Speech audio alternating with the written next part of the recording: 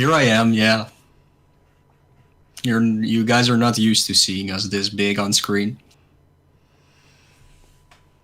No, it's weird.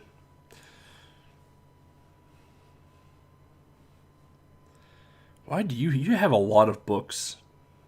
Those are all Belgian comic books. Nerd. And those other books there are like game guides. That's how you beat all the games.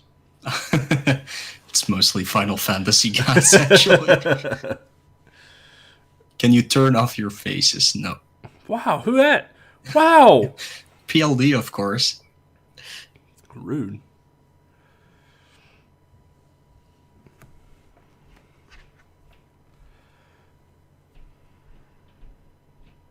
I hope there's no pizza between my teeth at this moment.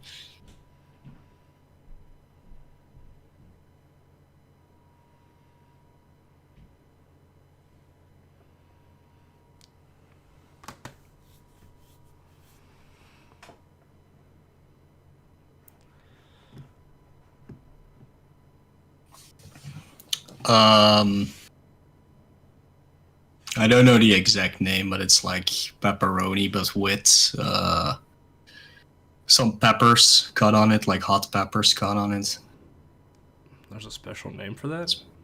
Yeah, it's diavola or something like that. Huh.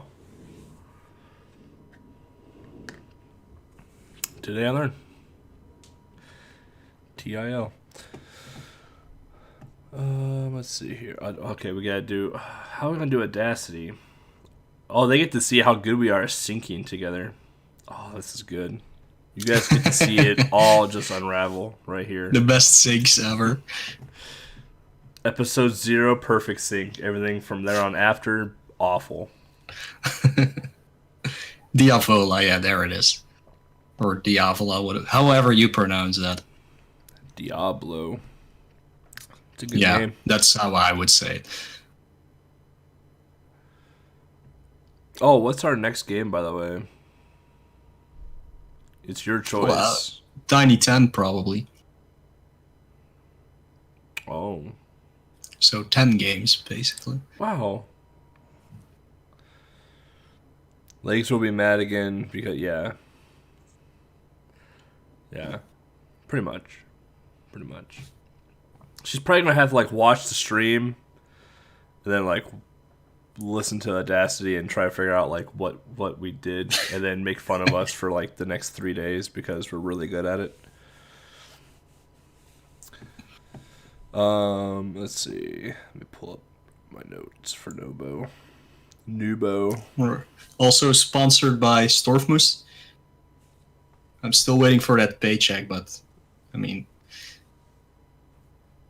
And Twitch. My Storfmoose shirt's in the laundry. Next time we do this, we'll have to wear the same shirt. How many Zelda shirts and Shaq Fu shirts do you have? I have probably 3 Zelda shirts. But no Shaq Fu shirts? No, why would I ever in my life have one of those? You don't even have a Shaq jersey? No. What the heck? Yeah, we will still we record. we got this, Legs, alright. Oh, if you mean the video, that's all on EBC. But if you mean the audio, that's... I'm not recording whatever. video locally. I'll just highlight it on Twitch. Well, I better record locally. I'll do that when we get started. Don't damn me. It's not my fault Shaq Fu is a good game. Can't wait to do that podcast late.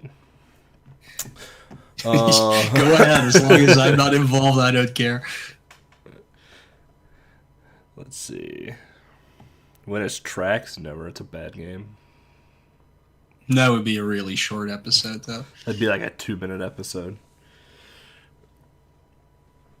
I mean, Shaq Fu, like, yeah, I could stretch Shaq Fu for an hour. Oh my god.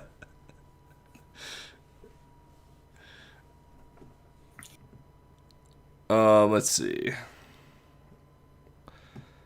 I don't have any of that stuff open. See, my favorite bots also entered the chat. Commander Root, Slow Cool. Do we? I have Commander Root, Apricot Droop Fruit. Yeah, that's a good one. That's also one. Yeah. Yep. I have like 8 bots that sit in my channel when I go live. It's great.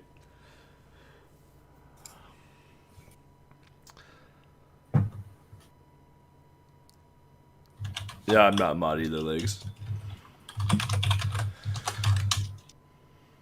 Yeah, I can't do it. I have to be locked in, actually, as Monochrome City, apparently, to do that. Yeah. Whatever.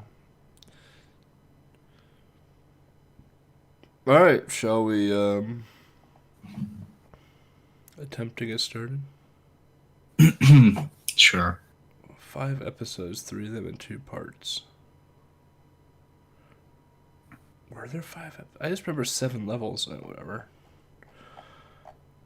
You have the first one, then you have the 3 you can choose, and then you have the final one. Oh, yeah. Yep. Theme song. Oh, I went too far down. Okay. Audacity.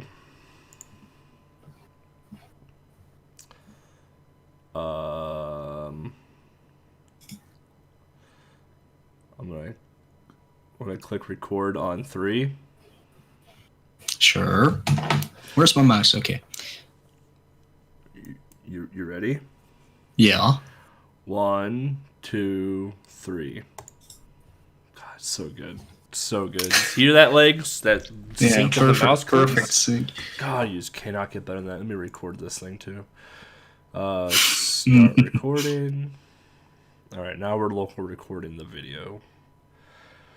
We're doing all the recording right now. Microphone is on the Yeti. Alright, yep. We only got 1 microphone selected this time. We're good.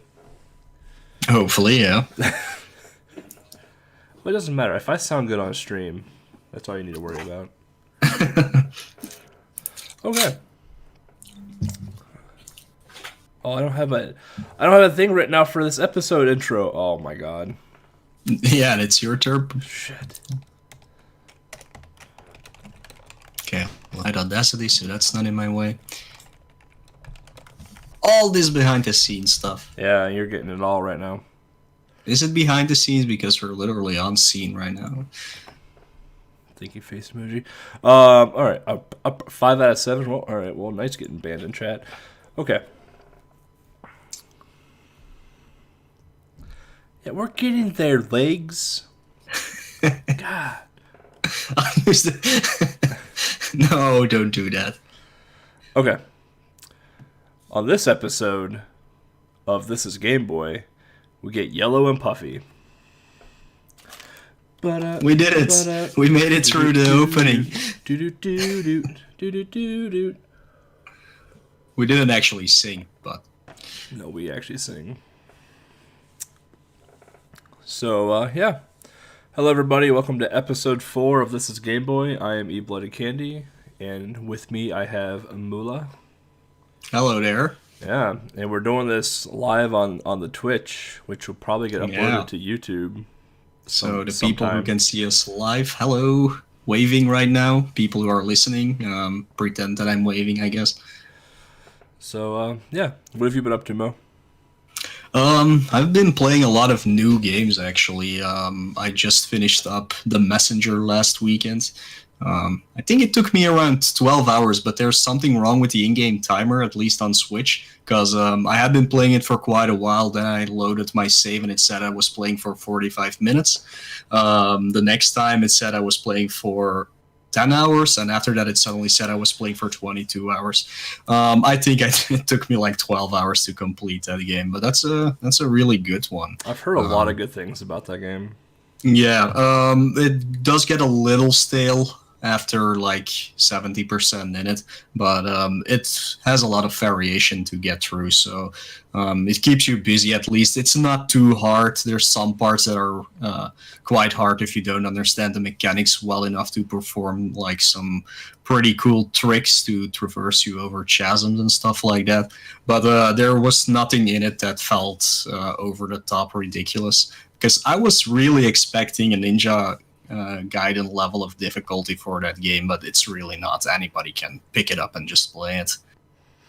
Yeah, I was watching. I watched you and Mr. Cab play it for a bit, and I really got that feel. I was like, oh, it's Ninja Gaiden. I'm like, wow, this game looks kind of fun, but I'm like, I'm really bad at Ninja Gaiden, so I'm probably never gonna play it. Yeah, it's totally not like Ninja Gaiden actually. Besides it being a ninja and you can jump on walls and stuff like that, it plays totally different. Like the first part of the game is pretty much like a standard platformer, and then it opens up and it becomes like an open world adventure game where you have to backtrack. I will not say the term that everybody's using for that because I hate it. But the thing is, it's not too difficult because the levels you get through in the like normal platforming section are already basically made for you to traverse through multiple times. So they couldn't pump up the difficulty too high for that, because if you constantly have to redo the same thing over and over again and keep dying, that would put a damper on the exploration part of the game. So they did that well, but it also makes the game maybe too easy, besides some of the boss fights, at least in my opinion. But yeah, that was at least a very fun game to quickly play while I was waiting for two big guns that just came out. I have them right here. I'm really bad at showing stuff on the camera because I can't really see my own camera right now. But yeah, so Dragon Quest 11. I've only been able to play 5 hours yet, so I'm pretty much still at the start, but it's fun. It's a Dragon Quest game. There's nothing more I can say right now. I did get Shenmue 1 and Shenmue 2. I don't know what to say about those. Those are really weird. And I got a headache because, I got motion sick because of the camera. I'm not really good with, like, weird moving cameras in games. It has nothing to do with the game itself, but I can only play it for like 2 hours maximum, then I have to stop. And then yesterday I got me some Spooderman, and Spooderman is basically Batman but with Spooderman.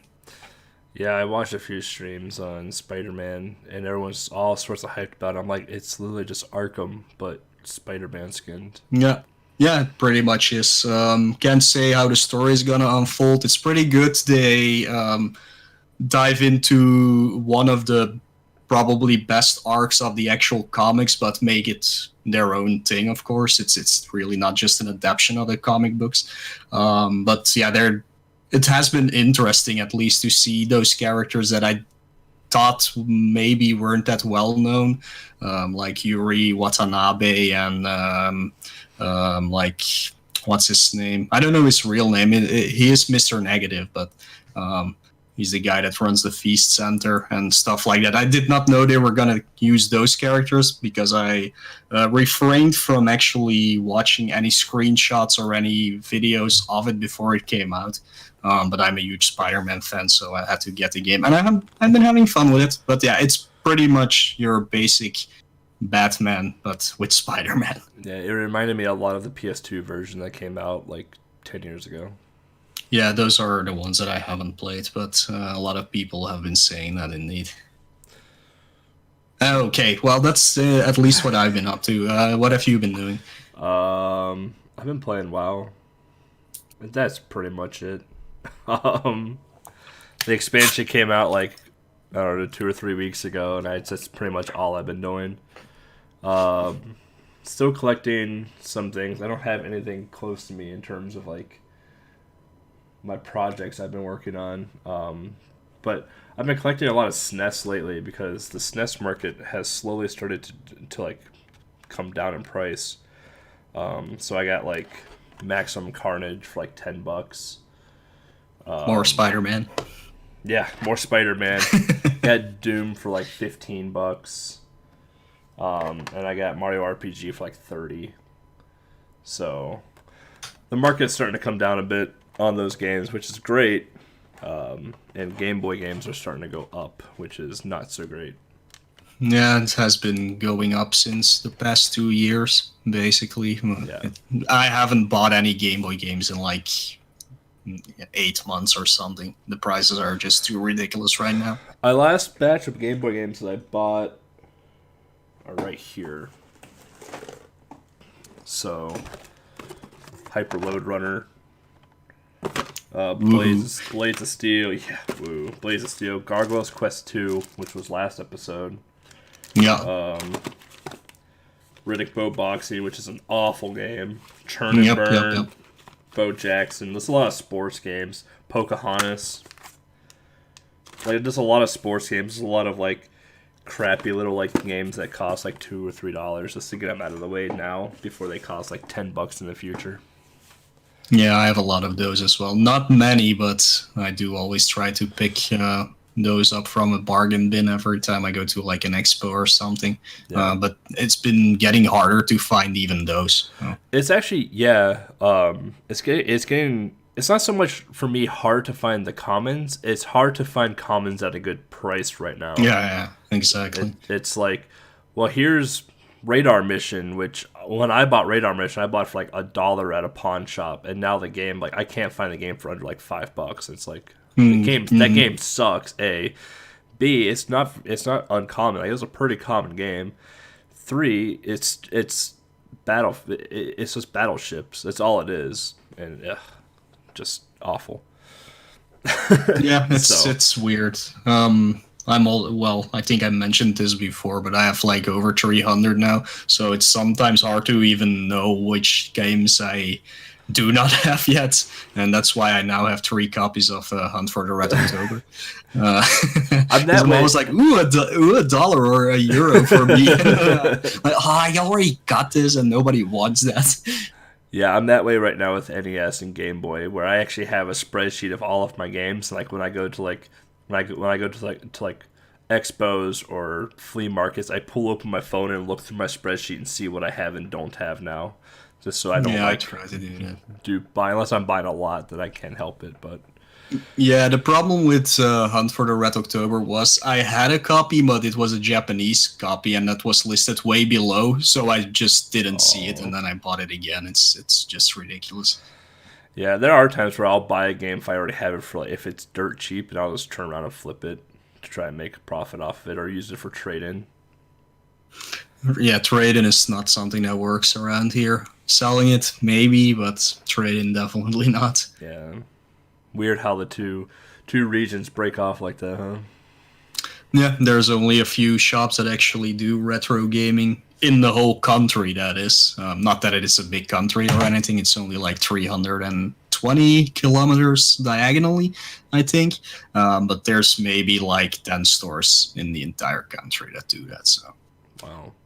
We have one going out of business somewhat close to me. They're doing like a buy one, get one free type deal. So I might run over there either this afternoon or tomorrow and see what I can find.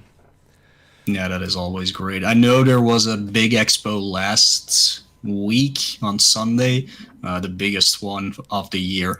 But I didn't go because August and September are full with new games and I'm just completely running out of money. So I had to hard pass on that. They were busy all the damn time, apparently. Yep, for sure.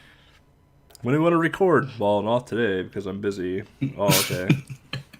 Happens constantly. Just flips. You free? Nope. Are you free? Nope. Okay. Next week, then. Yeah, luckily we do have some recordings already set up. Yeah. All those slides are easy to put in between and stuff like that. So that's always good that we have some of those in the back end. Yeah, having the lights around are nice, definitely for fillers when Mo and I can't get together. So yeah, it's like easier for people who make podcasts when they're living in the same country or in like almost the exact same time zone. Like for me, it wouldn't be a problem at all to record anything at noon my time because I'm usually still around by that time. But then it's like what's 6 a.m. for you or something. So it's always hard. So that's why we definitely do one episode and then a light episode and not just have light episode as an extra or something. But that way we can actually provide content every 2 weeks at least. Yeah, it's like a 6 or 7 hour time difference between Mo and I. So yeah. So yeah, that's always a bummer because yeah, I'm usually not home in the evening, of course, except for this weekend. But yeah, that's the time you get up and It's because you have a life and I don't. yeah, I guess so. It's usually just drinking, but whatever. It's something social at least. All right, guys. When we come back, we'll dive into Noobow. I don't know what song to choose. Your legs, pick one. Yeah, there's not that many actually in the game. It's like, So. what, 4 songs? Yeah, something like that, I guess. They're pretty good though. Yeah, they're not bad. All right. Welcome back, everybody. For those of you that are watching live, I hope you are enjoying the behind-the-scenesy stuff in between the movements here of our sections. So yeah, Sometimes they get weird, but they do get weird sometimes. it's been pretty okay this time. So far. We still got a few more breaks coming up. So Noobow, yeah, came out only in Japan, 1992, late 1992. Developed and published by IREM. So International Rental Electronics Machines, for those of you that don't know what IREM stood for. IREM's known for like Hammer and Harry, Kung Fu Masters, R-Type, Kid Nicky. But one thing I couldn't find about this game was the composer of the music. Yeah, I'm not even sure if the composer is actually in the credits, if there are even credits. And if there are, they're in Japanese, so I couldn't actually read them anyway, so that's always a problem. It's always the best part with the Japanese games, like when we did Gargoyle's Quest 2, when we did Max, and now doing Noobow. It's like we have these manuals, we have these boxes, and they're all in Japanese, and Mo nor I really know Japanese at all. Mm-hmm. Yeah, sometimes for Japanese games they actually do put the credits in like English text, but yeah. For this game everything is in kanji, and I have no idea how to read kanji. So yeah, like it's funny with Kirby's Dream Land. Like if you play the Japanese version of that, the only thing that's Japanese in Kirby's Dream Land is the title screen. All right, and then everything else is in English. Mm-hmm. Yeah, that's normally how it goes, but for this one, it's just Noobow is just so Japanese. It's nothing that we know outside of Japan itself, so why would they even bother? So it makes a lot of sense, of course. It is a strange oddity, for sure. Let me see if I can pop open that playlist real quick here. Okay, well, I'll dive into IREM a little bit, because it's actually very weird that this game got made by IREM, especially because the nature of the game. Like EBC mentioned, they're mostly known for games like Kung Fu, Hammering Harry, R-Type, Kid Niki, all games that stem from the Age of Arcade games, which is where IREM actually started from. Those are all pretty hard games. Well, besides Kung Fu, maybe that's not that difficult, at least not on NES and on Game Boy. But they're really used to making very hard or shoot 'em ups or arcade style games where they really require you to just pump in your money into the machines to even get anywhere, which shows in some of the ports they do. I love their ports, by the way. I'm a huge fan of IREM. All their Game Boy games are really great. Besides maybe Ninja Spirit, that's one that's a little bit jumps out of it. Yeah, it's not a really good game. If people have been following Tiny 10, it was in there last time or the one before. That one did not port that well, but like R-Type and Hammering Harry are great ports. So, but yeah, it's weird that they made a game like Noobow, but it's also really hard to find any good information about this game or how it got made or anything Noobow in general, actually. Probably because, again, this is a really Japanese thing, and I don't think looking for it in Google or anything with English terms is going to give a lot of information. I think you really need to know how to dive in the Japanese language to actually find something for this game. Yeah, like the bit of research I did with this, like I found a lot of like Noobow like side things, like books on how to learn English or books on how to learn Japanese or phone cards featuring Noobow, and like obviously all this stuff is in Japan, and it's like so like Noobow like may have not made it overseas to like Europe or America, but like Noobow in Japan was, and it might still be, like a super big thing that only the Japanese people really understand what it is, you know, and why it's such a cool thing to have. Yeah, like the only thing that we do know is he's actually just a mascot from a chocolate bar in Japan, kind of like we have Tony the Tiger and stuff like that for our cornflakes. He was just a mascot for a chocolate bar that became so popular that it got its own thing, like all stuff for kids, of course, like those reading books, like telephone cards, maybe not. I don't know if a lot of young kids will use them. They might have collected them. That's something that we did as well, like to collect telephone cards. So, but yeah, it was definitely a really popular thing that got used for a lot of things. It got a lot of commercials, and it also got its own TV show. As you can see below. No, are you playing it right now? Yeah, we have to play this role. He's doing the basketball scene right now. Yeah, that is. God, it's such a weird show. It's super Japanese. It's something. I love it. You can see like 22 episodes, I think, online in the playlist. If we post this episode, we'll definitely link to it. So they definitely are on YouTube. But yeah, I loved watching through them. They're all like really short 1 minute things. I guess they played it in like a big children's TV show or something in between. We had stuff like that as well, where there were like really short things for children. So I think they used it for that. And you can also actually buy them on DVD if you really want to. There's 2 DVD boxes with all the episodes you can ever want on Noobow.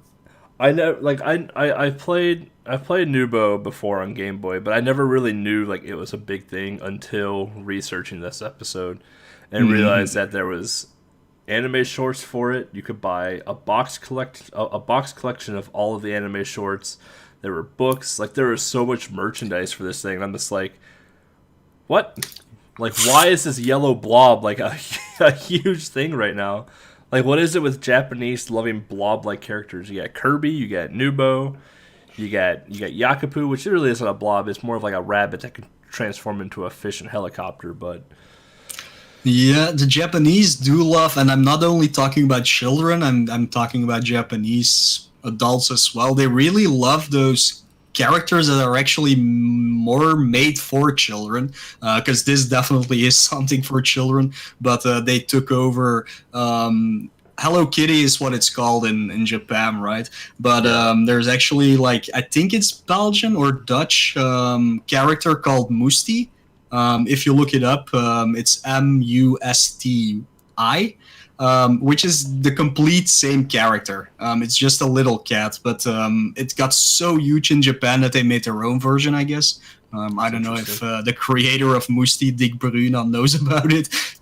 If he's still alive, that is. Probably not, actually. But they really love stuff like that. Or Pingu, for example, which is Switzerland, or it's one of those countries that actually made it, but they took that over as well. They really love stuff like this, and so do we, actually, but we don't we don't dive into that so much. Us Americans like violence and crime. Yeah, and guns, and that's why the Avenging Spirit cover art looks so much different than the European one. Right. Some weird gangster on the cover that doesn't belong there. So yeah, the plot of this game, like from what I read on this of the plot, like as you can see in the animes below, they're short. They're like 1 minute shorts, and like it goes from point A to point B pretty quick. Like Noobow looks at like a basketball, starts dribbling it, and all of a sudden like Noobow is dribbling himself up into space and sort of bounces around and goes into the net. Kind of weird. But the game, honestly, like I felt like the game was very similar to the anime shorts. Like after playing the game and then watching anime shorts, the game made a bit more sense to me now. So like Noobow is just a puzzle platformer. It's, I mean, at heart, that's all it is. It's a easy platformer at that too. I think the game blind took me about a little over an hour. Right. Yeah. So the story, as for what can be determined from cutscenes, is that the sun and the rain are having some issues where it's causing either extreme hot or extreme cold, and Noobow needs to figure out what the heck I think it's Noobow, but Noobow? I'm not sure. Okay. Noobow needs to figure out what the heck is going on and basically try and rectify the whole thing to make the land normal again. It's graphically, like, when I first played the game, because I played the game before watching anime, graphically, I hated the game graphically. I thought Noobow was adorable, but everything else I absolutely hated. And then watched the anime, and I'm like, oh, this is all making sense to me right now. Okay. And then afterwards, I'm like, graphically, this game is amazing because it literally matches 1-to-1 of the anime shorts. Okay. Like, I didn't understand what was going on at all in the game. Most of the time, I had no idea what was happening. Like, I knew what needed to happen. I knew how to beat the game. But, like, I didn't understand why this was a game. Well until after I started, like, researching for this episode. Mm-hmm. Yeah, well, when I first played the game, I had no idea what it was. It was just one of those games that showed up in my list when I was looking for things. What is this? And the moment I started playing this, I was just sold on it. It's just super cute, super fun, just a really good time. You don't need a plot. You don't need any instructions on how to play the game or anything. You just go and you finish it in one go, and you had a good time. So that's really good. But yeah, about the plot, it's hard to tell, of course, because it's completely in Japanese, even though it's just title screens and like little text sometimes when you finish a level that one of the characters says. So technically, we have no idea what the actual plot is. There has been, and that just came out like a month ago or 2 months ago, there has been an English ROM fan translation of the game. So if you really want to, you can patch your game and check it out that way. But I've written down what I think the plot is of all the stages in this game. There's actually 5 stages, but 3 stages are like split into 2 parts, so you get a password in between them. Not that they're really long or anything. It's like 10 to 12 minutes or something like that. But yeah, in my mind, Noobow is not that cutesy, because let's take a look at this. Like in the first episode, I guess, for this game, Noobow is stuck on an island, and he kidnaps a baby whale and forces its mother to take him back home. So that's really, yeah, that's no good, Noobow, no good. What happens after? He goes to some squirrels who, for some reason, do not want to deal with winter. I mean, come on, guys, grow a pair, just go to your hibernation. And then he goes and beats up all the weather gods just to make the sun shine again. Oh, another really, really bad move on his part. After that, he somehow gets stuck in a cave, and there's a mole family, and he forces them some way or the other to just dig a way out for him. Again, not very cute, Noobow. In the 4th episode, some bird wants to make like a helicopter jetpack thingy, just to sell to people who cannot fly, or animals who cannot fly, because there's no actual people in this game. Just wait until the next episode. Yeah. So yeah, he wants to sell them to people who can't fly, and Noobow goes around, the stage, I guess, the world, to steal all the items from innocent animals, just so that guy can make a profit. So that's another really bad move on his part. Again, not that cute as he seems. And then we come to the final episode. Suddenly there is actually a human character. It's Santa. And Noobow bribes some naked cherub guys to go beat up Santa and steal all the presents. And then he pretends to go get those presents back to Santa just so his own family can have all the presents in the world and nobody else can have them. So yeah, there's your cutesy guy, Noobow. He's basically Yakuza. Yeah, pretty much. I mean, come on, that's really not cool, Noobow. And it actually shows a little bit in one of the episodes. I'm just kidding, by the way. He's really cute, but it kind of shows in one of the episodes of the anime, if you can call it like that, where he just tries to eat a kitty cat somehow. Which anime short was that? I think it's called Cat or something like that. So he comes across a mother cat, and yeah, it's son or daughter, I guess. Huh. He's sitting next to them on a bench, and he opens up his mouth, and there's all kinds of animals inside of him already. And at the end of the episode, the little kitty is inside of it. It's just, you have to see it. Huh. The one that stands out to me from I remember watching the shorts is Seesaw. That one was the best one. That one is amazing. Yeah, there's one episode you should watch of Noobow. It's that one. So funny. Didn't make any sense. Not at all. But it was good. Really enjoyed that one. But this game too, like it gets. If you've ever played Dizzy on NES, it was one of those games made by who was it, Codemasters or whatever. It was a gold cart. It didn't look like a normal NES game.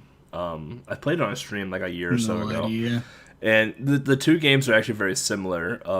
Dizzy and Noobow are very similar in the fact that they're just puzzle platformers. I would say Noobow is probably more. It's more fun in my opinion. And I feel like the music is better. Like I feel like I only played Noobow twice, and I could hum the melodies of the game almost instantly. Like they're really good, they're catchy, and it was just the music all around was just solid for the game. Even though there wasn't much to the music itself, like it was only like 4 or 5 tracks. I think there wasn't a lot to choose from, but it was good. It was melodic. You could hum to it. Like it was comfy, in a better term. Yeah, for sure. Except for one of the tracks, there's some really weird part in it that's like really screeching for some reason. If I remember correctly, that one is kind of weird. This is Seesaw right now, by the way, on the bottom. Oh, there you go. For people who are watching this, you can see Seesaw. See Seesaw, okay. Yeah, see Seesaw. Right. Just has a random elephant in his mouth, no big deal. People who are listening just to the audio version of this are going to be so confused. That's but fine. Again, we'll put a link into the description so you can actually watch it. This will be highlighted on Twitch. It'll be uploaded to YouTube. Yeah. Et cetera, et cetera. So, I didn't pull up our notes again. So yeah, you talked about the English ROM thing. I dabbled in it a bit. I wanted to play the English ROM before we recorded today, but I didn't get a chance to. Like with work, my work lately has been insane. Like I've been working like 55-hour weeks right now at work, plus trying to stream part-time, and I don't have a lot of time to do much right now. So I did dabble in it a little bit, and from what I could tell just from dabbling in it, with the translation, all the gameplay is the exact same. What the translation did is that it made the intro cards so you can actually read what was going on, and the menu all in English so you can actually see what you're selecting in the menu itself. But literally everything else in the game plays exactly like it did on the Japanese version. Like the some of the lag points that were there, even though the game is not laggy there's like 1 or 2 parts that have a little bit of lag, but it's nothing insane. Those are still there in the ROM translation. The music's the same, like nothing with the music pitch got changed at all. So It's literally verbatim, 1-to-1, the same. The only difference is that the menus and the title cards are changed to English now, so you can actually see what's going on. Yeah, that was my guess. I haven't played the translation myself either. I'll probably check it out sometime when I can, just to see what the actual story is. That would be nice. But yeah, it doesn't really matter if you just play Japanese or English. Yeah, like when I did the plot review just a little bit ago, like the plot review is from what I basically looked at when I played the game, just from like the title cards. Like I had no idea what the plot was, just pure speculation that like something's happening with the sun and things are cold and hot because video game logic and we gotta do something to fix it type deal. But yeah, with English translation, we might be able to actually know what the game is about. Maybe there's multiple plots in the game. I think there are. I think it really is episodic, like Pingu, for example, the game, where everything is not tied together or anything. Yeah, but general reception of this game, it's really tough to figure out. There wasn't a lot for review of this game. Like I'm sure this game was loved in Japan. But Europe and America never saw this until, the internet came to existence, or someone read it in a magazine and imported it over. Like, America and Europe didn't have a Noobow or Noobow, however you want to say it. We had Yo-Noids and Tony the Tigers and Pepsi Man and whatnot. Actually, that was Japanese, never mind. So I'm sure in Japan it was received well because Japan loves this kind of stuff, and the fact that it was all over a bunch of like promotional things in Japan, like phone cards, books, commercials, whatever else, like obviously Japan liked it. So yeah, I only found one article online from the site Hardcore Gaming 101, which talks about this game. And well, it's a newer review. It's from last year, actually. So old reception, literally no idea. But they or he or she, I don't know. I don't see a name who actually wrote this thing, or if it's just an admin on the website. Apollo Chungus. Okay, there it is. Yeah, so Apollo Chungus definitely seems to like this game. So. And just around Twitch, everybody seems to like this game as well. There's nobody who's mad at the game or anything, or says it's a really sucky game. I think it actually has been in AGDQ or SGDQ as well, if I remember correctly. It might have been even as a race. Really? Yeah, I think it was a race, if I remember correctly. So there is definitely love for this game. Oh yeah, no, that was VVVVV. Was it? I think it was. I don't know if it was. Or it was on some other. I was gonna say, this doesn't seem like a game that it would go get into a GDQ. And before I get banned from all GDQs in the future now, I know it was in the Tiny 10. Yeah, that's true. That's true. But I've definitely seen it on something else as well. It might have been in a marathon. Like Sicky Nar played this game a lot. Storm and Kirby played this game a bit as well. So yeah, I think it was the actual world record runner who did a run of this, but now I don't remember on whatever it was. See, these are things that Legs just cuts, and yeah, because now we're just messing ourselves up by trying to look stuff up. Would that have been High Spirits? I think it was High Spirits, yes. Okay, let me look it up then. Because like SK has record right now by 6 seconds. Because Sicky had it for a while. Because I remember when Sicky got it, I was in his stream when he got it, and it was super fun. No, I'm pretty sure I saw High Spirits do it on something. I don't remember what exactly. Well, let's see here. GSH? I don't know what GSH is. It seems like a marathon. Maybe. There's so many here. The problem is like people are just like, wow, way to not know like what what marathon the thing was in. It's like, here, listen. Like, there's so many marathons in speedrunning nowadays. Like, there's probably at least 10 going on right now as this episode is going. There's one next weekend. We have Big Bad Gameathon next weekend, which you'll hear more about later in this episode when we close out. Like, there's at least 100 more marathons about to happen this year, and we only have like 4 months left of this year. So, give us a break when it comes to marathons. Nobody's gonna shoot us down for this part, I'm sure.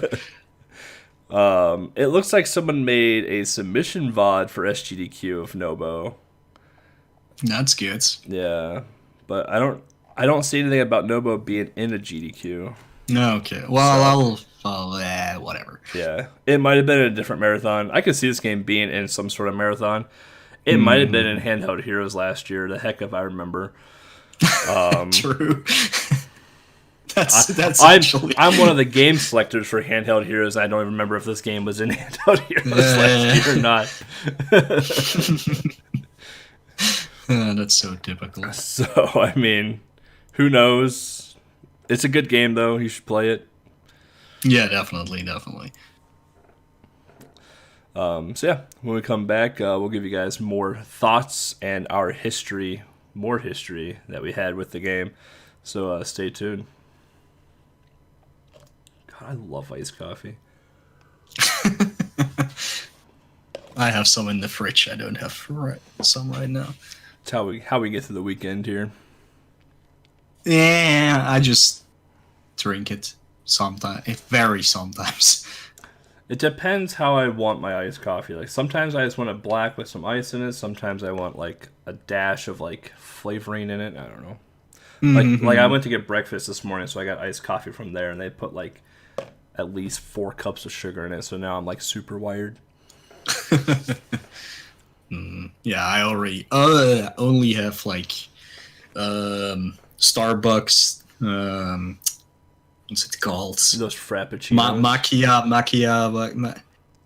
I'm bad at Mocha? coffees. Mocha? No, it's not mocha. Macchiata or something like that.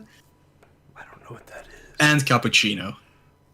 I'm big in cappuccino. I like cappuccino, yeah. I don't really drink much coffee, so... I drink more tea than I do coffee, but I do like coffee. There it is, latte macchiato. Thank you, PLD. Look at PLD just pulling in he knows all knowledge. Foods, apparently. Yeah. Must be a German thing. I don't think coffee sucks, but I never, like... I could definitely go for a coffee right now. It's just nothing that I drink a lot. I'm not that big into warm drinks. Like, I don't know. Yeah, I'm definitely more of a cold drink person than a warm drink person. But like I'm really enjoying these iced coffees. Yeah, like my routine is I wake up, I have like 2 iced coffees, then I go to work and I drink another 2 cups of coffee, and then I'm pretty much ready for the day. Wow. I drink a lot of coffee. And then I know from at everybody. And then at like 3 in the afternoon I start drinking tea just so I can I can wean myself off of the caffeine that I drank throughout the day. And yeah, cocoa and hot chocolate I love. Those are the only hot drinks I could go for anytime, any place, anywhere. Doesn't matter. Yeah. All right. Welcome back, everybody. For those of you watching, I hope you enjoyed our conversation we had. So yeah, my thoughts and history with the game. I played this game, my history with it, the first time I played it was for the Tiny 10. I believe I commented that Tiny 10, but I did a showcase of all 10 games when Mo released the list. And I got to Noobow, and I was like, well, this game's all right. I didn't know what to expect going into it. I never played a game like it before, especially on Game Boy. Yeah. So it's kind of like it's in a league of its own, kinda. Yeah, there's no other game like it on Game Boy. On Game Boy, right? Yeah. So I was like, all right, well, I'll go into there, and I start playing it, and I realized that like you can put like objects very, very far on the edge of other objects to the point where like they're almost not touching anymore. And that's how you can like shortcut some of the puzzles and whatnot. So playing the game, that was the first time I ever played the game, was for Tiny 10. And at the time of playing it, I thought it was a unique game, and I thought it was cute, but I hated the graphics, hated everything to do with everything about the graphics in that game. The music was okay, and then I played it again I played it right after we recorded Gargoyle's Quest 2, just so I can get the game fresh in my head again. Mm-hmm. And then I liked the game more the second time around, but I still hated everything with the graphics. And then Mo was like, "Hey, there's some animated shorts of Noobow." What? And then he linked them, and we watched them like together. Like it was like Mo, myself, Legs, I think PLD. We all watched them together, and we were just like, and I'm like, "What is this even?" Like I was so terrified of what was going on my screen. And then it all made sense. Like, after I finished the playlist, it all made sense. I'm like, oh, the game and the anime are literally verbatim one-to-one. Like, all the graphics in the game are exactly how they are in that anime short. And it all clicked together. And I'm like, everything makes sense now. This game is actually perfect. So, that's like my history of the game. Like, I liked the gameplay. I liked the character. I didn't know what the story was. I hated the graphics, liked the music. So like I would have given it like back in like when I would rate things, like I would have given it like a 6 or a 7 or something. But now like I'd probably rank it higher, like an 8 or a 9 or something. But that was like my history of the game. My current thoughts of the game. It's still a very good game, and honestly, it holds up quite well for it being what, 17 years old, 15 years ago. I don't know math very well. 15 years old. 17, yeah. 17, yeah. 17? No. Wait. No, it's 27. Yeah, 27 years old. Oh, yeah, 1992. Yep. Yeah. We're really good at math around here in Monochrome City. So, it still holds up quite well for a Game Boy game, honestly. Obviously, the graphics might be dated. It's a Game Boy game. Get real. But in terms of like the actual gameplay itself, like it is short. Like I could have said, like blind, I beat the game a little over an hour. That's probably the one game. There's one thing this game does suffer from, and my biggest complaint of the game is that it's too short. My other complaint is just the weird collision physics of it. Like I said a little bit ago, you can kind of the whole point is you have to make a puzzle, and sometimes you gotta make steps to climb on top of things. And sometimes if you're good, you can like stack something on top of something, and it can just be completely off of the object blatantly, and you can still climb on top of it no problem, and like skip parts of the game. So but my biggest complaint is it's too short. Yeah, I can definitely see that. I think I found it definitely during some research for Tiny 10. It's probably when I came across it. I don't think anybody suggested it or anything, because it wasn't that well known back then, besides them High Spirits and Sicky playing it. I hadn't heard about it at all, but after my stream, a lot of people get like new to games suddenly, so that was cool to see at least. But yeah, I absolutely loved it from the start, like I said earlier, even so that I immediately bought myself a complete in-box copy. Complete in-box, something I almost never, ever do. But one, I couldn't find a loose copy, and two, this is actually not a rare game per se, but still a pretty expensive game. Uncommon game. Especially complete in box, and I found this for 35 euros, and I was like, yeah, wow, that's a steal. I'm just getting it. It's a little bit damaged. I'll try to make it show on the camera here for people who are watching. So it has residue of a sticker, which kind of deprecated the yellow at the bottom part right there. And it has but I think this is just on the game, this sticker, because it is a Japanese sticker with a patent thing on it or something. I don't know, but I think that's actually on the cartridge. But the rest of the box is like mint. So Yeah, that's a good copy it's right just there. that, yeah. And also has a little sticker on the back, which says Noobow. It's really weird. And in case if anybody is wondering, hey, why haven't these guys talked about the cover yet? Well, It's it's basic. it's literally just Noobow on the cover. So It's two Noobows on the cover, one with his tongue out, the other one just hanging out in the background. Yeah. And it says Noobow in Japanese above Noobow's head with his tongue out. And it's So just that's a yellow box. That's all it is. yeah, and on the back he's hugging a giraffe. So Is he hugging or riding that giraffe? Yeah. Now that you mention it, the giraffe is sweating and he's sitting on its back. So I think he's yeah, riding let's say that he's giraffe. riding it, and the giraffe is not having any of it. Yeah, What a cool. fantastic And game. There were some other Noobows on it. Like again, well, I'm really bad at He pointing has, things at the he camera. has a sock He on has his a arm. sock, He's very confused. Yeah, and here he's waving, Or and here scratching his he's head. jumping, probably Oh, causing man. some earthquake in Yeah. Japan. And here he has a little. Oh, wait, Oh, there you go. Oh, he has a little little hat sleeping on. That's fine. Yeah, there. Yeah, so that's the entire package of Noobow. Not much to say about it. Yeah, but I loved it. I've played it a few times since then. I had to revisit it because I forgot to highlight it the first time I played it for portable pleasure.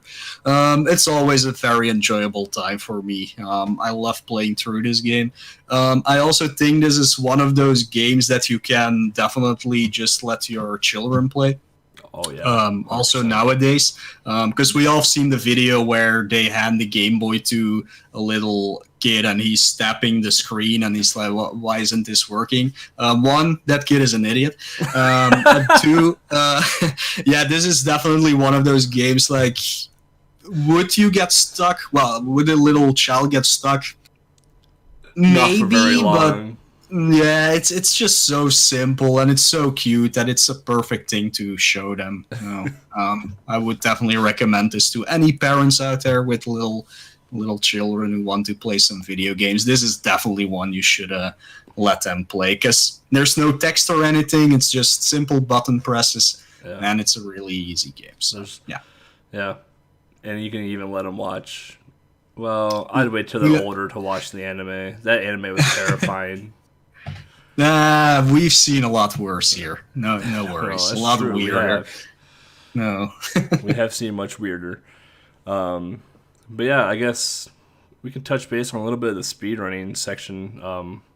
Disclaimer again, like we say every episode, speedrunning is not the focus of this podcast by any means. If you want that, there are plenty of other speedrunning podcasts or other podcasts that talk about this.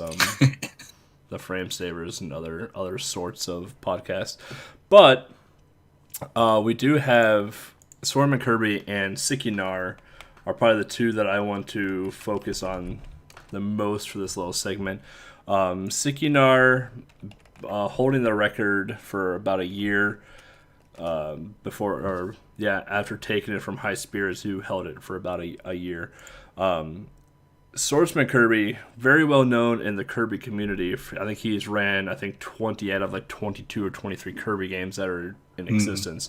Very, very talented speedrunner. Very, very nice guy. If you don't know who SK is, he did Kirby's Adventure at SGDQ this last year, and he was on my couch for Kirby's Dreamland both times I rated it at SGDQ. So, but he's semi-recently taken the record of Noobow by about 6 seconds, about 5 months ago, and he found some tech that would basically like saves a couple frames here and there. Mind you, the Game Boy runs at 60 frames a second or 59 points, whatever number, per second. So saving X amount of frames, math, speedrunning stuff, whatever.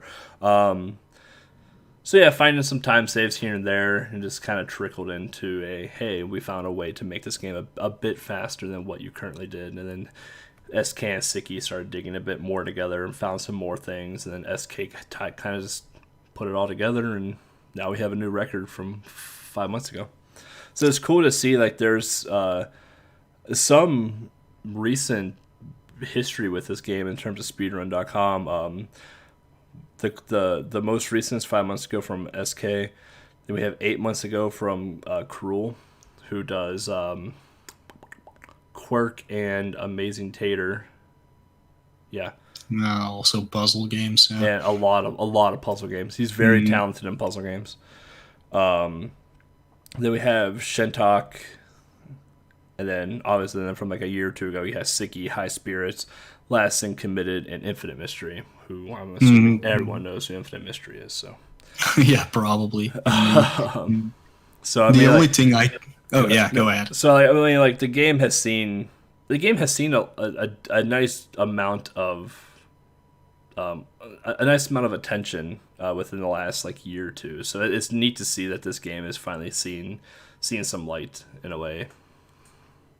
Yeah, the thing I can add for the speedrun is if you haven't played this game yet, or you haven't seen anybody play this or even speedrun it, saving time in this game is actually really hard because unlike other puzzle games where you can like make wrong moves or move around a whole block or something like that, the speedrun of this game really depends on perfect inputs basically, because you cannot do much as the character.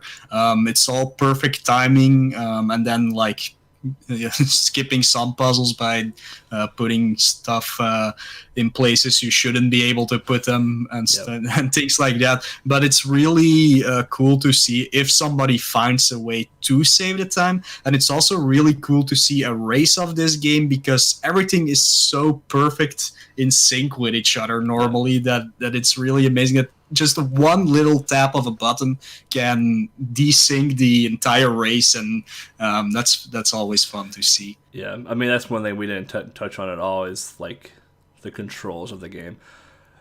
Everything is slow. Everything is slow. You move slow. You put things down slow. You pick things up slow. But the controls are responsive. I didn't have any issues with the controls at all, with the exception of just the speed of the game in which it's played is slow. But the game is short. So imagine like playing like a full-length game at the speed of Noobow. Like it would be like a 20-hour game.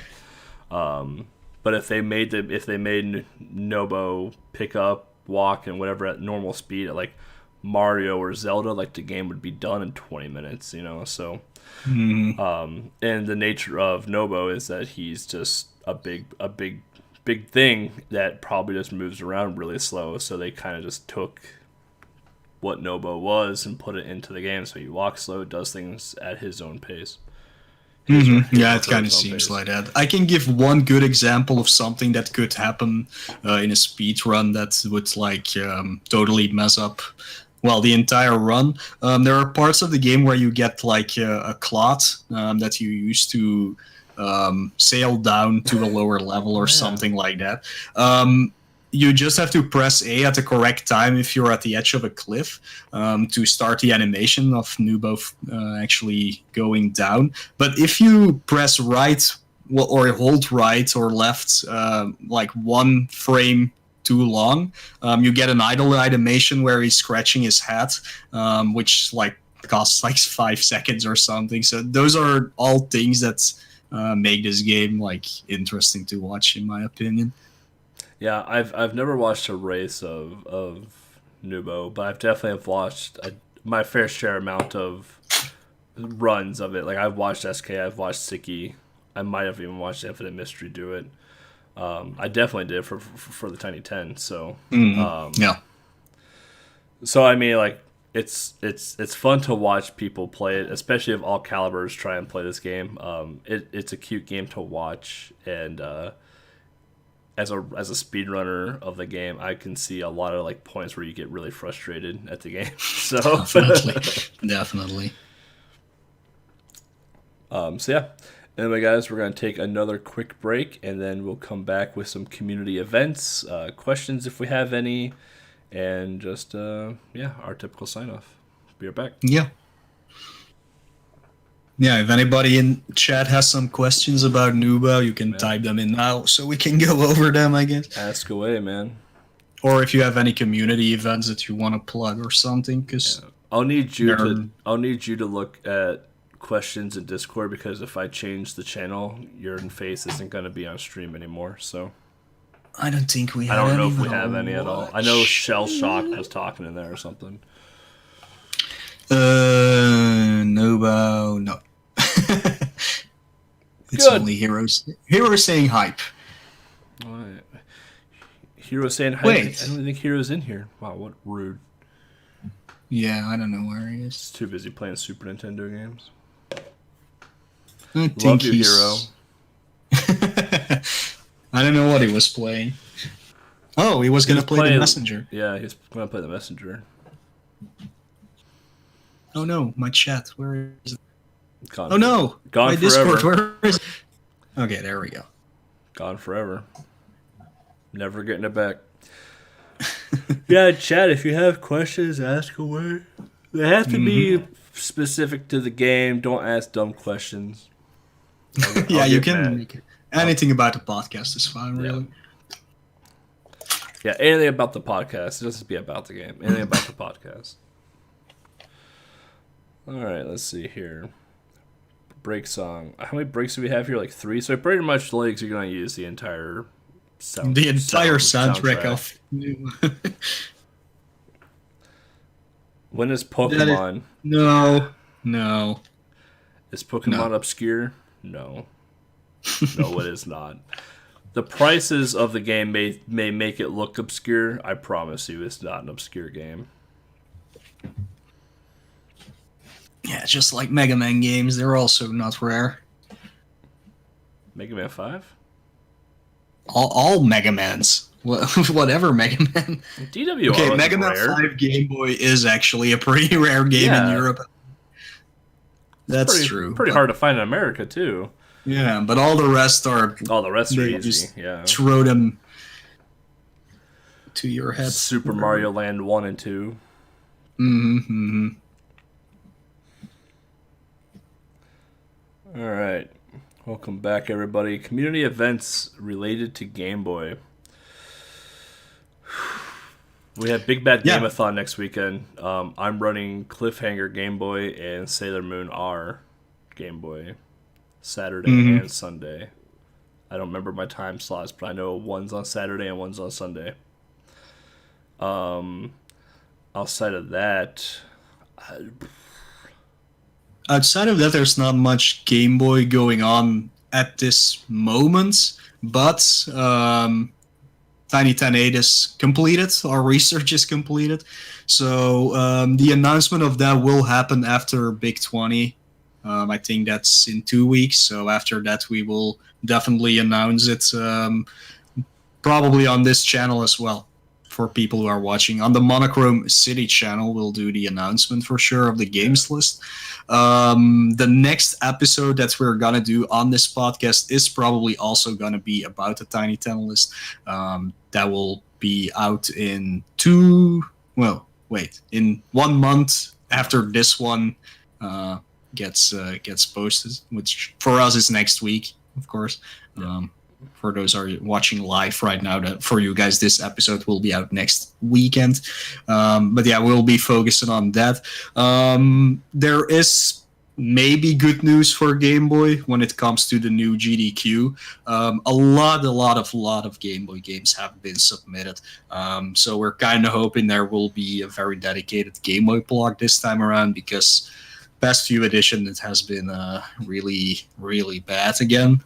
So let's hope it gets some more people into Game Boy speedrunning for sure. But that's in January, I believe, the new one. Or well, GDQ Express is over TwitchCon, which is in September, October sometime. I didn't even look at that game list at all. Okay. AGDQ submissions, I think, are open. I haven't looked at them yet either. I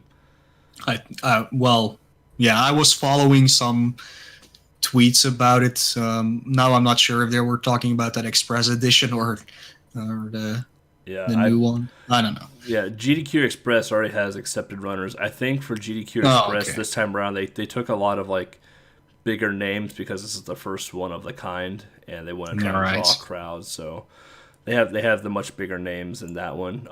HDQ though, they have a new venue this year.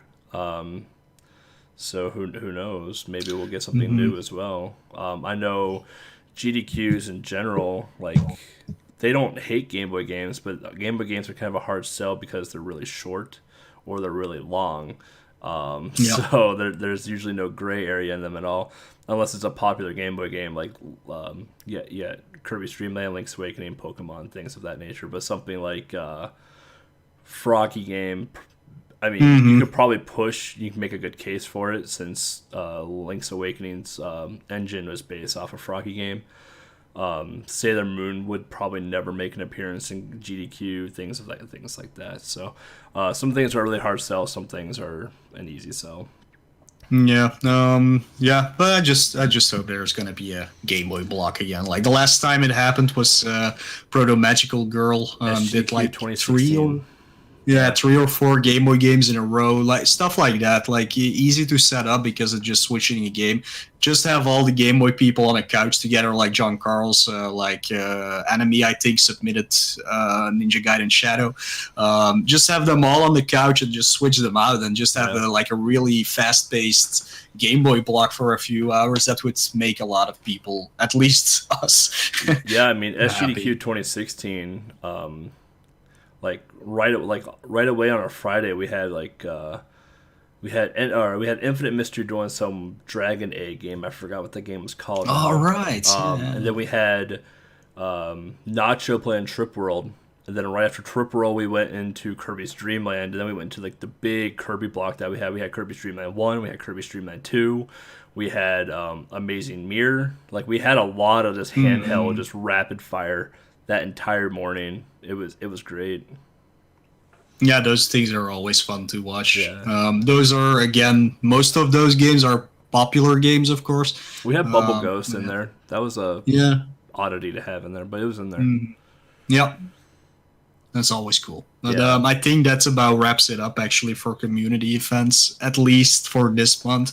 Like always, Tiny Town will be in November, so that's still quite a bit away. Yep. And like most of that list is done, and the next recorded main episode of this will probably be about the Tiny Ten. So Yeah, then at least everything will be released by then already. yeah, we'll have the reveal on Monochrome City, all that other Mhm. happy stuff. So yeah, Yeah. in terms of questions, I don't see too many questions in chat. When it's Pokemon, No. that's the only one I've seen, and that's just Yeah. it's never gonna happen. No, never. It won't. I mean, maybe a light episode like 10 years from now, but it's just never gonna happen. Okay, wait. Let me just add to that. I don't know why I made a square on screen because a square has nothing to do with it. You're But in a square. I'm in a square. That's true. I'm also sometimes really square. But let's maybe make a deal. Maybe Ooh. we'll do a light episode when Pokemon Let's Go comes out and compare it to the original game. How does Ooh. that sound? That is maybe a good idea to do. A lot of people have already compared it to Yellow. That could be interesting. Oh, and that's the worst of all of them. I mean, I'm not gonna argue that. Yeah. I don't think anybody's gonna argue that. Yeah. No, that's good. I like that. I can't wait to play. Can't wait to play that on Switch with you and PLD and throw a bunch of Pokeballs at things. It's gonna be a good time. Yeah, yeah. That's gonna be it. Throwing Pokeballs, nothing else. But yeah, I mean that's the only question we had. So I mean, if you guys ever have questions, like we have our Discord, it'll be in the link things below on SoundCloud and wherever else we post this stuff. So please join the community. We usually have channels broken out for new episodes coming up, so ask away in there. If this live podcast thing becomes a thing with Mo and I, if we can somehow find time to get this, seems like we got everything up and running fairly quick and nothing's broken yet. So seems like we're doing something right. You can always like join us on Monochrome City hop in chat when we get to this section. You know, just ask away in chat. Make sure it's about the podcast. So yeah, with that, any other thoughts and concerns? No, that's definitely pretty much it. Just like always, if you want to get in contact with us, we do have a website where you can maybe find all of the things on there. Like all the links to our own social medias and Twitch and YouTube project and stuff like that. I'm not sure if we actually put a Discord link on it, now that I think of it. If we did not, we'll try and do that before this one airs so that it's on there. And I think maybe before this one, this episode actually comes out, we may have a Patreon up and running finally, but I still have to look around for some stuff due to tax forms you have to fill in and stuff like that. But yeah, that might be up. If it's up, it will also be in the description below, so you can find that. So if you want to support us, you can definitely do that through there. We will have some tiers ready and stuff like that. Can't really tell much about them right now. And if you want to help us out in another way, be sure to like the podcast or follow the podcast on SoundCloud.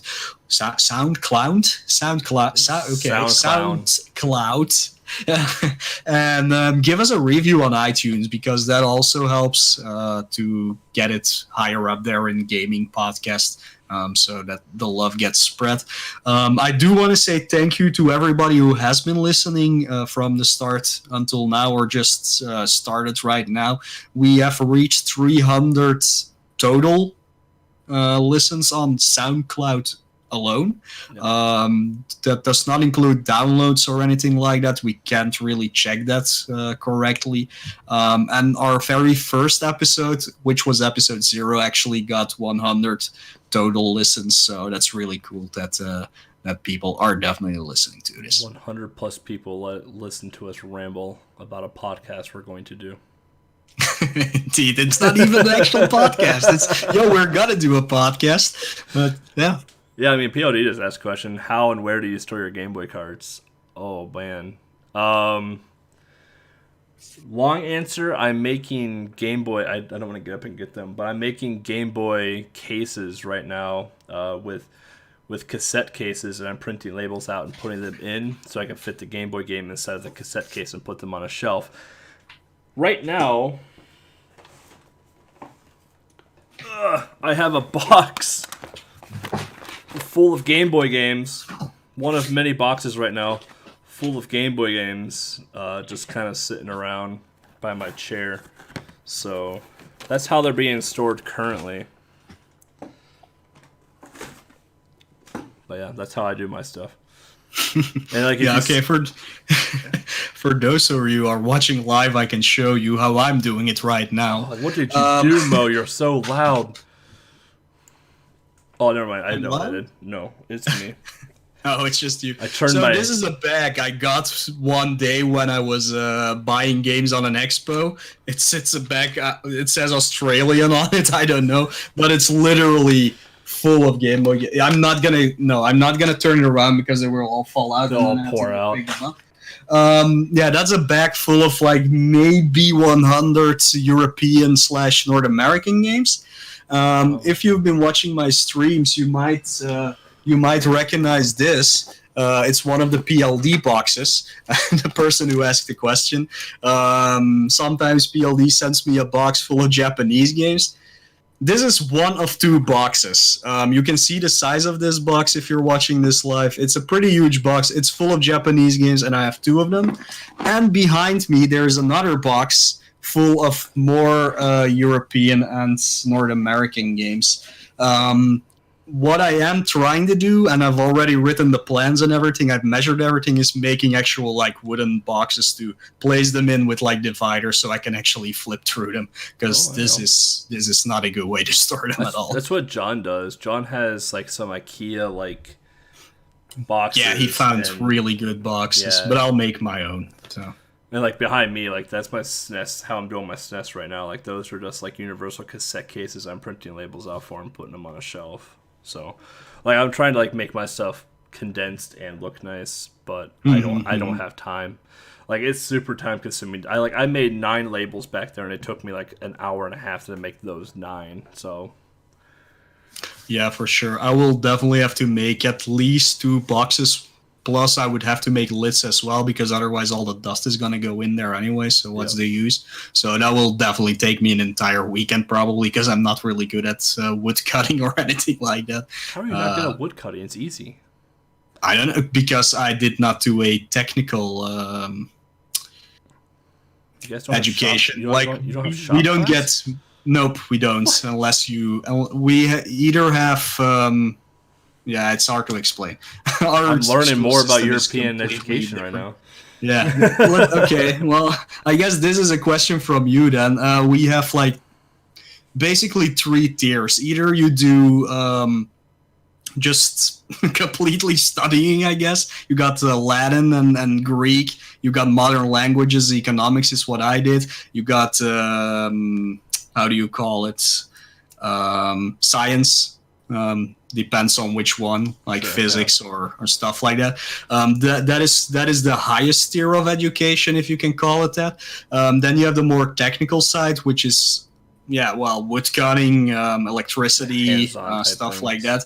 They're completely different things you have to do. And then there's a lower tier where it's like a mix of both the upper things, but on a very low level for people who are not that smart. I mean, there's not much more you can say about that, sadly. Interesting. Yeah, so I never that's knew how that. it works. So during the first 2 years of high school, you get a more broad spectrum. So you can actually choose after, on the 3rd year and so on, in which you want to specialize completely.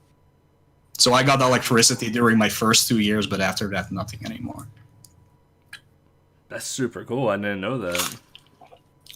It is kind of cool, but to be honest, all those bigger ones that I did, they're pretty much useless. They're pretty much 6 wasted years preparing you to do a high-level college or university thing, and the other things actually learn you stuff to do in life.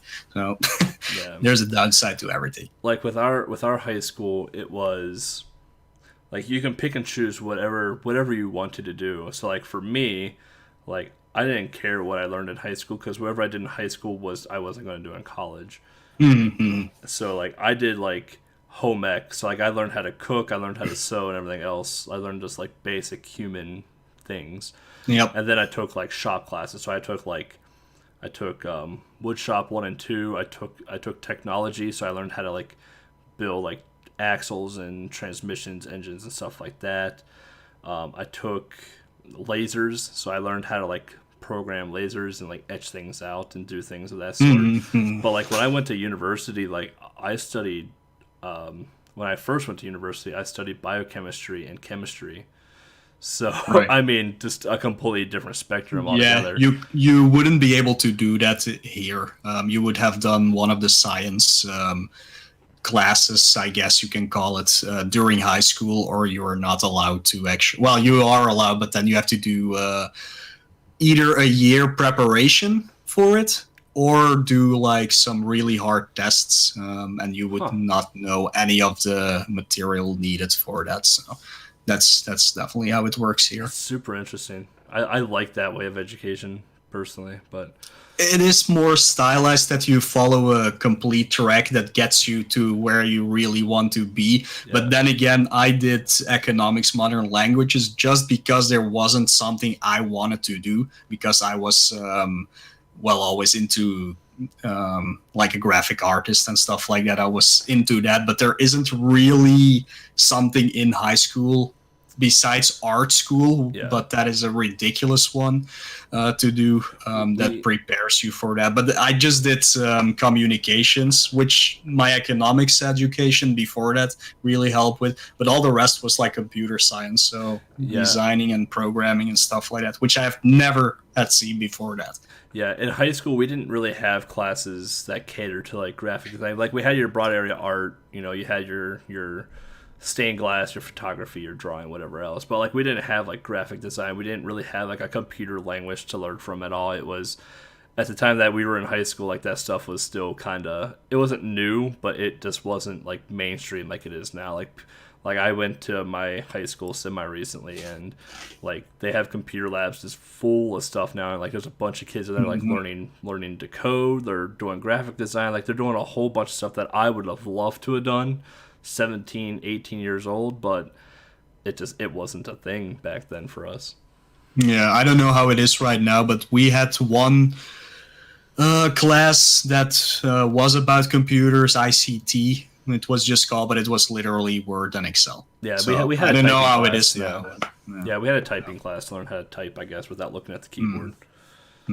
But that's pretty much it.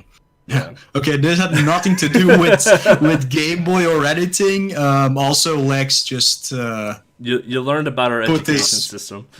Yeah, put this in the viewer question part. Just put this in there. You don't have to wait until we set where you can find us, because that's some weird thing that I think, but you can just paste it in there. Yeah. So yeah, with that, I think we're gonna sign off here. You can find me at twitch.tv, Twitter, YouTube, and Instagram now at eBloodyCandy. Yeah. I've never used that before in my life. Man. I think I had like 4 posts. Oh, going big. You will never find me on Instagram because I almost never take pictures. Pictures of me also never get taken, apparently, because the one I have on my Facebook is still from 12 years ago. So, Nice. it's yeah. Don't even try to follow me on Instagram. But yeah, I do have YouTube, which is the same as my Twitch. So either twitch.tv/ or YouTube/youtube.com/ whatever / Moelle, which is written MOELLEUH.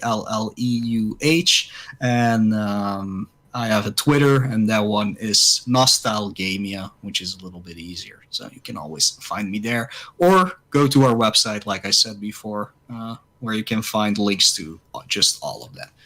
Oh. Yeah, the website is what tigb.gbrunners.com. If you can remember to type that out. Yeah, it'll be down below in the links too. So yeah, but we also recommend just going to gbrunners.com/TIGB, because otherwise there still might be a problem, which we have no idea why it happens. No idea. If you see soon, a white page with soon, something went wrong. Try the other URL. Yeah. It would typically work. So yeah, with that, we are going to sign off. The next time we will talk to you will be about the next Tiny 10. Yeah, so not one game, but 10 games we can go through in short bursts, of course, not like this, because otherwise we'll have a 20 hour. Yeah, we're not doing that. But yeah, we'll see you guys then. All right. Have a good day, everyone.